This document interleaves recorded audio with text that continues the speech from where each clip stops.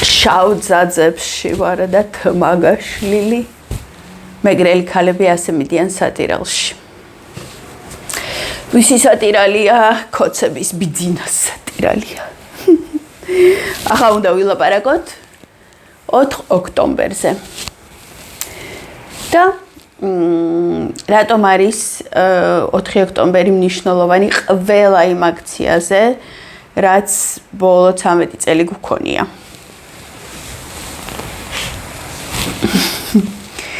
ჩემი პოსტი რო დამჭირდეს რო ჩავიხედო შპარგალკაში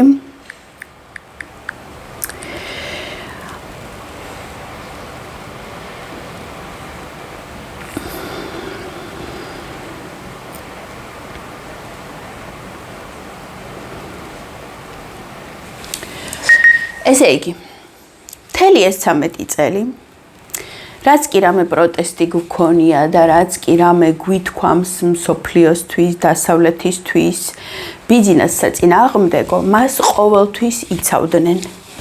იცავდნენ ვინ? ებჯეოები და შმოპოზიცია. ყველა დიდი აქცია 23 წელს, ანუ პირველად რო გამოიტანა რუსული კანონი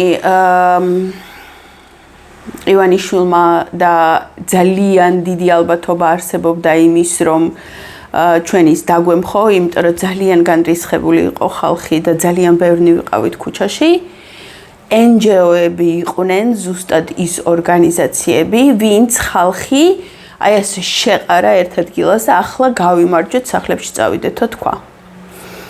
იგივე იყო გავრილოვის პროტესტზეც, მაშინაც ძალიან ბევრი და ძალიან გაბრაზებულები ვიყავით და მაშინაც დაგვშალეს. რამდენჯერაც მიშას თავისუფლებაზე შეიკრიბა მისი ამომრჩეველი, იმდენჯერ მელიამ დაშალა პროტესტი. გიზგავდა ხალხი ბათუმიდან ჩამოდიოდნენ ავტობუსებით, მარშრუტკებით, ჩამოვიდოდნენ და 9 საათში ეს სახლში უშვებდა. რაღაცეებს იტყოდა დებილობებს მიკროფონში და ეებსო დაიშალეთ ახლაო. და მერე გამოდიოდნენ და აბსოლუტურად უსინდისოდ გვაბრალებდნენ რომ აიო როგორ გავაკეთოთ რევოლუცია, როცა ხალხი ზეზარება დგომაო. ხალხს ეზარება მოსვლაო. ხალხს კი ეზარებოდა მოსვლა, ხალხი რამდენჯერაც მოვიდა, იმდენჯერ სახლში გაუშვეს. აი ეს შმოპოზიციები ну ახლა ხაზარაძე გამოუშვეს, მაგრამ ხაზარაძის მაგდენი არ შეუძლია რომ რამე ძლიერი პროტესტი დაშალოს. და ის ებჯეოები. ებჯეოები ყველა გაკუტრებულია. ძალიან ბევრს უკვე დაფინანსება არ აქვს. სოროსი ჯერ კიდევ აფინანსებს სამწუხაროდ. ვისაც USAID აფინანსებდა, ისინი უკვე გაკუტრებულები არიან. და სოროსი ვისაც აფინანსებდა, იმათ დაუყადაღეს ანგარიშები. ესე ძალიან კარგია, ეს ხალხი ძალიან ფულისტია და ყველაფერს მხოლოდ ფულისთვის აკეთებენ და ძალიან დიდი იმედი მაქვს, რომ ახლა რადგან ფული არ აქვთ, დიდად არც გაინძრევიან, რომ რამე სიტუაცია შეცვალონ. ეს ორი ძალიან ძლიერი ფაქტორი მოიხსნა. USAID-ს რაც შეეხება, იყო ასეთი ორი ამერიკული კომპანია, რომელიც ითვლიდა, ანუ რომელიც ხშირად ატარებდა ჯერ კურსები, ხო რაღაც კურსებზე გვიწვევდნენ ხოლმე, აირაი და მეორე რომელი იყო რომელიც რეიტინგებს აკეთებდნენ წინა საარჩევნოდ და მე არჩევნების მერეც ვინ რამდენი აიღო მართლა შედგა თუ არა დემოკრატიული იყო თუ არა არჩევნები NDI, აირაი და NDI. ერთხელ ვიყავი ამათ კურსებზე და რაღაცა გვასწავლიდნენ ვითომ რაღაცა ნუ სრულ ისეთ მარტივ რაღაცებს, რაც წესით ისედაც უნდა ვიცოდეთ, ვინც დამკვირვებლები ვართ არჩევნებზე, მე 3-ჯერ თუ 4-ჯერ ვიყავი დამკვირვებელი და მე რომ მომბეზრდა ეს რაღაცა ელემენტარული რაღაცების მოსმენა, მეთქი რატო გვასწავლით ასეთ მარტივ რაღაცებს, ის გვასწავლეთ, რომ როგორ მივაღწიოთ იმას, რომ ვერ გაგვიყალბონ. მან ლექციის მკითხველობა რას ქვია ვერ გაგიყალბონო და ვინ გიყალბებთო? ანუ ამერიკული კომპანია მიმტკიცებდა რომ თურმე ბიძინა არ მიყალბებს.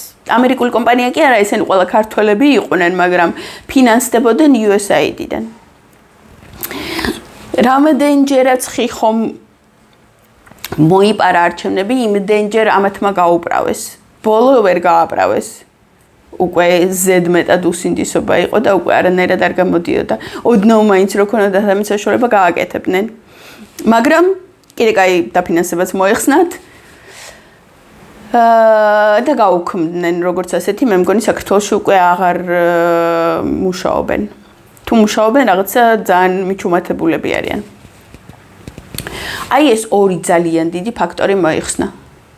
ბონძღიშ მოპოზიცია, რომელიც ციხეშია, შესაძლოა გამოუშვას ხიხომ მელია და გვარამია ზუსტად იმისთვის, რომ 4 ოქტომბრის განმუხტვა მოახდინოს. ნუ ამისთვისაც მზად უნდა ვიყოთ და უნდა დავიკიდოთ ესენი, რომ მივარდებიან იქ რუსთაველზე და რომ მოუნდებათ, რომ რაღაცა თქვან მიკროფონთან ეს არ უნდა მივცეთ ამის საშუალება. ეს 23 წელი, 24 წელს ახლა შემოდგომას ნოემბერში რო ქონდა, ამაზეც უზარმაზარი პოსტი მიდევს Facebook-ზე. იყო ასეთი მომენტი, რომ ჩვენ უნდა მივწოლოდით, პოლიციელები იდგნენ რიგში, როგორც ყოველთვის, მათ უკან იდგა სპეცრაზმი და იმ სპეცრაზმის უკან კიდე ჭავლის მანქანა და ამათ ვაწვევოდით, რომ კორდონი გაგვერღვია. და უცბად მოვარდა გვარამია თავისი 50 დაცვით და ეს დაცვა ჩააყენა ხალხის, ვითომ თავის დასაცავად მოიყვანა, რეალურად ჩააყენა კორდონს და ხალხის შორის და დაცვა აკეთებდა იმას, გვარამიას დაცვა აკეთებდა იმას, რომ აქით აწვევოდა ხალხს. ანუ კორდონს იცავდა. და მე მომიწია მათთან ჩხუბი. ორი უზარმაზარი აი ამ ხელა შლაგბაუმი მამაკაცი მეჭიდავებოდა მე, იმიტომ რომ მე ვცდილობდი რომ კორდონი გამერღვია და ისინი აქით მემაწვებოდნენ და მე იმათ 15 კაცს ვაჯანჯღარებდი მარტო. და აქით რეებს არ მეუბნებოდნენ რომ მოგესმინათ რომ რაღაცნაირად მე დავემშვიდე. მოკლედ ეს ფაქტორები მოხსნილია ამჟამად. ამიტომ ძალიან მნიშვნელოვანია. შემდეგი. ვინ გვიფუჭებდა კიდე საქმეს გარდა გვარამია მელიასი? ხოშტარია. ხოშტარია გახარიას ვითომ ჯენზი ბონძღის ასტავი. ეს დაიტოვეს ხალხი მარშის ხალხი მარშის რომელიც მაუსების საზოგადო მაუწყებლიდან მოდიოდა ყოველ საღამოს რუსთაველზე ამაზრზენი კომუნისტები და ეს გახარიას მიშას პლაკატებით არ დაგინახოთ ბონძღი დორბლიანები ესენიც არ იქნებიან სავარაუდოდ ან ვერ იქნებიან უკვე იმდენად ხმამაღალები, იმიტომ რომ ამათაც ძალიან გაუფუჭდათ რეიტინგი, მათი გახარია, როდესაც შევიდა არჩევნებში, ვინც იქ გულუბრყვილობით იყო მათთან და არა ანგარებით, ის მიხვდა, რომ რაღაც ძალიან ღლეობაში გამოყო თავი და უკვე იმდენი გავლენა არ აქვთ ამ ახალგაზრდა საზოგადოებაზე. ასევე ყველანაირი რეიტინგი დაკარგა სალომე ზურაბიშვილმა, რეიტინგი თუ ავტორიტეტი და წინა აქციებზე თუ ამ გამოშტერებულებს ქონდათ ნანუკა ჟორჟოლიანის Slay Queens ეძახდა, თუ Queen Slays, ეს არის ჟარგონი, ჯენზის ჟარგონია, რომ ძალიან მაგარი ქალი ხარ თუ Slay Queen ხარ და სალომეს ნანუკა ჟორჟოლიანი Queen Slays ეძახდა. Queen Slays გახუნდა რატო უნდა დაჭირვებოდა საერთოდ დრო სალომეს რომ მიხუდე რომ სალომე არაფერია და ხიხოს მარიონეტია ამაში ვიღაცას დრო რატო დაჭირდა რომ ეს დაენახა ნუ ესეც ძალიან დიდი კითხვის ქვეშ მოვლენაა მაგრამ ოკეი ხო მიიღეს გულდა წყვეტა და ხო გაუცრუდათ იმედები, ალილუია. მოკლედ, აი ეს ყველაფერი ჩამოიშალა, ხოშტარია ჩამოიშალა, ხოშტარია იქამდე მივიდა უკვე, რომ იმდენად ძალიან ნეგატიური კომენტარები აქვს თავის პოსტებზე და იმდენად ცოტა ლაიქები, რომ რაღაცა ისეთი ფოტოების დადება დაიწყო უკვე, რომ ოჯახურის და ადამიანურის და რომ რაღაცა გული მოულბეს ვიღაცეებს და პატარა ბავშვის და მამის ფოტოებით აგროვებს, ლაიქებს უკვე იქამდე მივიდა, იგივე საკეთებს. ჩერგოლეიშვილი ანუ შვილიშვილის ვიდეოებს დებს და ზედ უზარმაზარი ასოებით რაღაცა პოლიტიკურ განცხადებას ადებს. ნუ ამაზრზენად ანუ ბავშვების ექსპლუატაცია ყველაზე ამაზრზენი ფორმით. ჩამოირეცხა ეს ყველაფერი, ჩაირეცხნენ ესენი თავის მარშიან ყველაფრიანად. ერთადერთი NGO მე მგონი რომელსაც დარჩა ფინანსირება არის პრაიდი სუბელიანის, იმიტომ რომ ეს არც სოროსია და არც USAID რაღაცა კონკრეტული ევროპული ფონდია და ევროპული ფონდი ჯერ კიდე აგრძელებს მე მგონი როგორც შეიძლება ვწდებოდა და არც იმას კონდეს უკვე დაფინანსება. მოკლედ ეს ნაგავი ამ ნაგავმა გაიწია. როგორც იქნა დადგა ის დრო რომ როდესაც ვამბობთ, რომ ერთიანობა მნიშვნელოვანია, ეს ნიშნავს იმას, რომ აი იმ ბონძღებთან ჩვენ კი არ უნდა მივეწებოთ იმათ, რომლებიც ყოველ ჯერზე, როდესაც საქმეზე მიდის, იჯვამენ უკაცრავად, იმას აკეთებენ, რაც ალიკოელი საშუმა გააკეთა ძალიან ბევრჯერ. არამედ ერთიანობა იმას ნიშნავს, რომ აი ახლა უკვე 4 ოქტომბრის ლიდერების გარშემო უნდა შეიკრიბოს და გაერთიანდეს ყველა ადამიანი, ვისაც მართლა უნდა რომ ხიხო მოიშოროს. და რომ აღარ დარჩა უკვე ორ პირობის და ორ ტრაკობის და თამაშის საშუალება აღარ არის. აი იქ თუ არ ახარ უკვე 4 ოქტომბერს თუ არ მიყვები, ესე იგი ყველაფერი ტყუილია, რაც აქამდე ამბობდი. 13 სექტემბერიც იმისთვის დანიშნეს, რომ 4 ოქტომბერს ხალხი გამოაკლონ თითქოს და რაღაცნაირად ვინც გაბრაზებულია ის 13 სექტემბერს დაიცალოს ბრაზისგან და 4 ოქტომბრამდე ბრაზი არ ეყოს, რომ კიდე მოვიდეს. ეს ყველაფერი ჩვენ დიდი ხანია გვესმის ნორმალურ ადამიანებს, აზრზე მოსულ ადამიანებს, მაგრამ ვიღაცები ჯერ კიდე არსებობდნენ, ვინცაც ვითომ არ ესმოდათ თუ რა ჭედათ, არ ვიცი. ხო და დასრულდა ეს ყველაფერი. და 4 ოქტომბერს გვაქვს რეალური შანსი, იმიტომ რომ 4 ოქტომბრის ლიდერები არიან ის ადამიანები, რომლებიც არ დაიხევენ თუ ჩვენ ანუ არ დაიხევენ ნებისმიერ შემთხვევაში. უბრალოდ შეაკუდებიან თუ მარტონი იქნებიან და ვერავინ ხელს ვერ დაადებს თუ ჩვენ ვიქნებით ბევრნი. ამიტომ უნდა ვიყოთ ძალიან ბევრნი, რომ 4 ოქტომბრის ლიდერებს გამოუვიდეთ ის, რაც ჩვენ ყველას ასე ძალიან გვინდა. და რისთვისაც მე ვარ ძაძებში გამოწყობილი და თმაგაშლილი მეგრელი ქალი. ბიძინა უნდა დავიტირო მეგრულად.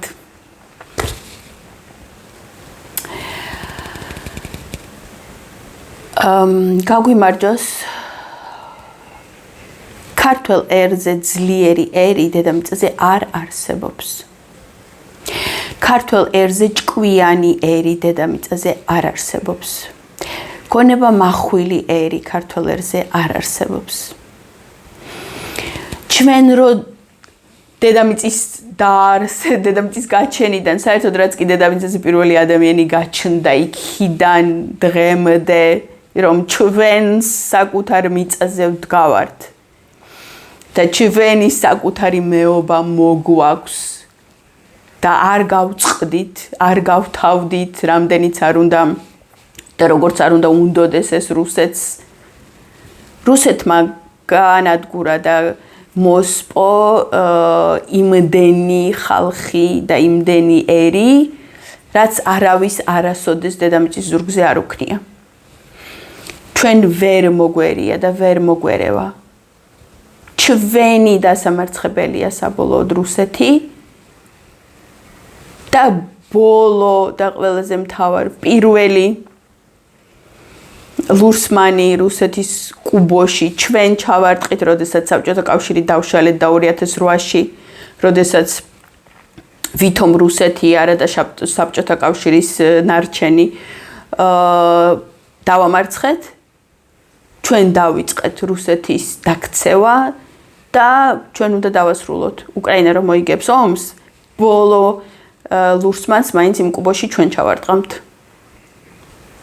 ჩვენ ვდეოკუპირებთ საქართველოს და ჩვენ გავიყვანთ რუსეთს იმ ადგილიდან, რომელიც საქართველოს და უკრაინას შორის არის აესეთი პატარა რო უჭირავს. მაგრამ სანამ აქამდე მივალთ 4 ოქტომბერს უნდა მოვიშოროთ ხიხო. 4 ოქტომბერს უნდა დავიწყოთ. და არ უნდა დავიშალოთ და ბოლომდე უნდა მივიყვანოთ საქმე. უნდა გვესმოდეს, რომ უკან დასახევი არ აგვაქვს, უბრალოდ არ აგვაქვს. თუ დავიხევთ, დასრულებულია ჩვენი საქმე. გადაგვყლაპა რუსეთმა. სომხეთზე უფრო სასაცილოები ვართ. და საწყლები. ეს არანაირად არ გვეკადრება.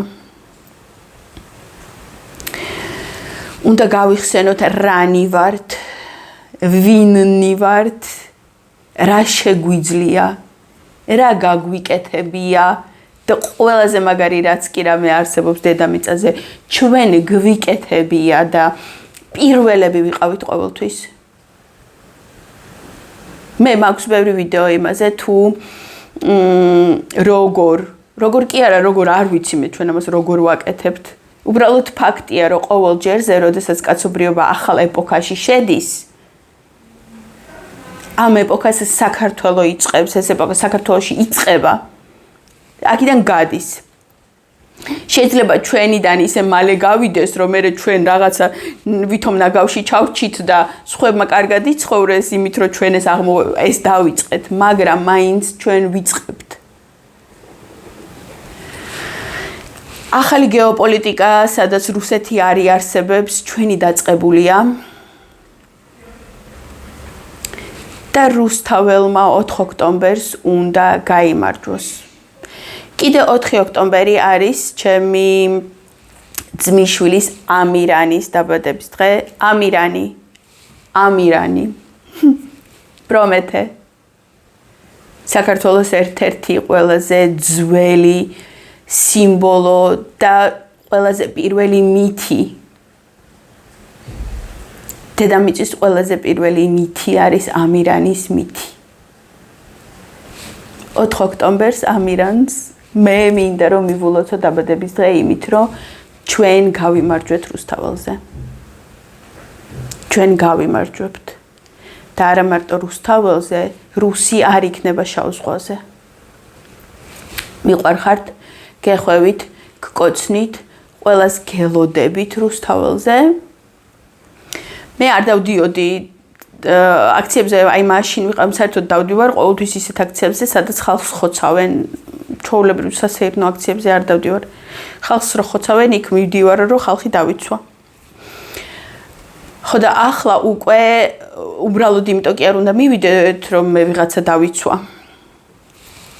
იმიტომ უნდა მივიდეთ, რომ საქმე დავასრულოთ. და მე დავიტირო ივანიშვილი. მეგრული ტრადიციებით.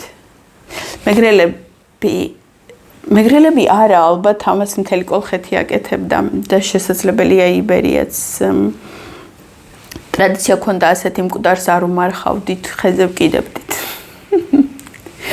ხეზე ჩავუკიდებული ხიხოს დატირება ხო ძალიან მაგარი იქნება.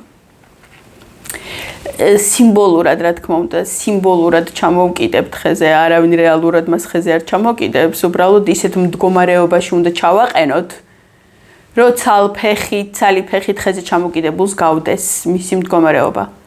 იდენტური უნდა იყოს იმასთან, რაცაც ქვია ცალი ფეხით ხეზე ჩამოკიდება. ჩვენ ეს შეგვიძლია. იმიტომ რომ ჩვენ ვართ ის, რაც ვართ.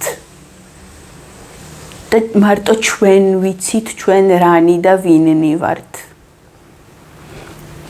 და ქოცობა არ არის ჩვენი ერის მდგომარეობა. ქოცობა არის ჩვენი ერის უკანა ნაწილი, ქვედა ნაწილი. ქოცობა არის ქართველობის ტრაკი. ქართველობის სახე, ქართველობის ძალა, ქართველობის ყველაფერი უმაღლესი ზუსტად ისეთ ადამიანებშია, ვისაც ეს ბონძღები ნაცებს ეძახიან. ნაცია ქართველი, ქოცია რუსი. ქართველის გამარჯვების დრო მოვიდა.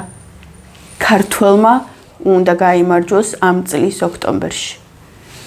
ამინ. მომავალ შეხვედრამდე რუსეთი ამოწყდება, ჩვენ ვიმარჯვებთ.